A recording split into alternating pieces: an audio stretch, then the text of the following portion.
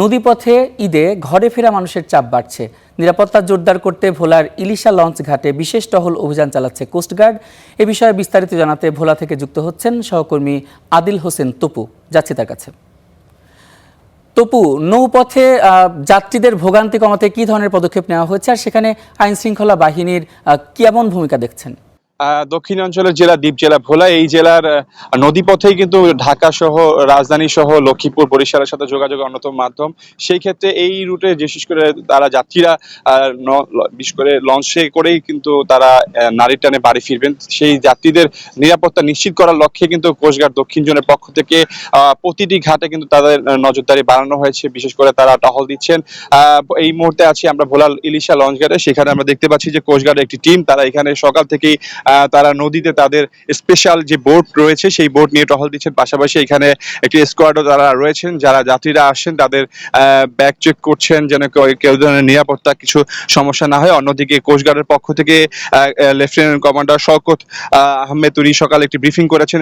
তিনি জানিয়েছেন যে ভোলা উপকূলীয় জেলা ভোলা সহ প্রায় 15টি ঘাটে তাদের কিন্তু 15 মার্চ থেকে 25 মার্চ পর্যন্ত তাদের অবস্থান থাকবে, যেন এই ঘাটে যেসব লঞ্চগুলো আসবে, নৌ রুটে যাত্রীরা আসবে তাদের যেন নির্বিঘ্নে ঘাটে আসতে পারেন, ফিরতে পারেন এবং বাড়িতে ফিরতে পারেন, সেই জন্য তারা এখানে আছেন। তো সেই ক্ষেত্রে কিন্তু আমরা দেখতে পাচ্ছি এটি যাত্রীরাও স্বাগত জানিয়েছেন। কেন অনেক সময় লঞ্চে অতিরিক্ত যাত্রী কিংবা যাত্রীদের সাথে লঞ্চ কর্তৃপক্ষের ভাড়া নিয়ে অনেক সময় ঝামেলা সৃষ্টি হয়, সেইটা হয়তো বা কোস্টগার্ড থাকলে এতটা কিছুটা হলো যাত্রীরা নির্বিঘ্নে ফিরতে পারবেন, সেই জন্য কিন্তু তারা এটিকে স্বাগত জানিয়েছেন। অন্যদিকে আমরা একটু জানতে পারছি যে পুলিশের পক্ষ থেকেও তারা কিন্তু আইন শৃঙ্খলার নিরাপত্তার জন্য কিন্তু ঘাটে অবস্থান করবেন।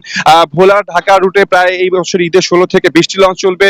পাশাপাশি ভোলা লক্ষ্মীপুর রুটে 6টি সি ট্রাক, এর পাশাপাশি ভোলা বরিশাল রুটে প্রায় 12 থেকে 15টি লঞ্চ চলবে। সব মিলিয়ে বলা যায় যে উপকূলীয় জেলা ভোলার মানুষ এই রুট লঞ্চগুলোতে চড়েই কিন্তু তারা ভোলায় ফিরবেন। আজকে যেহেতু ঈদের আগের দিন, বিশেষ করে এই বন্ধ আজকে ঘোষণা করা হবে, সেই ক্ষেত্রে বন্ধ ঘোষণার পরে হয়তোবা এই যাত্রী চাপটি বাড়বে। আপনাকে জানিয়ে রাখি যে দক্ষিণের জেলা ভোলা কিন্তু এই মুহূর্তে নৌ রুটে সবচেয়ে বেশি চাপ পড়ে এবং সেটি ইলিশা রুট সহ বেশ কিছু ভোলা লক্ষ্মীপুর রুটে এই রুটে সবচেয়ে বেশি চাপ পড়ে এবং সেই চাপ সামাল দেওয়ার জন্য কিন্তু প্রস্তুতি নিয়ে রাখা হয়েছে কোস্টগার্ডের পক্ষ থেকে, তারা আমাদেরকে জানিয়েছে। অন্যদিকে যাত্রীদের পক্ষ থেকে একটি অভিযোগ করা হচ্ছে যে এই লক্ষ্মীপুর ঘাটে নামার পরে কিন্তু এখানে যে ঘাটে যে বিশৃঙ্খলা সৃষ্টি হয় সেটি যেন বিশৃঙ্খলা না হয়, সেই জন্য কিন্তু আইন শৃঙ্খলা বাহিনী আরো তৎপরতা কথা তারা জানিয়েছেন। তো ভোলার ইলিশা লঞ্চ ঘাট থেকে এই ছিল আমার কাছে সর্বশেষ।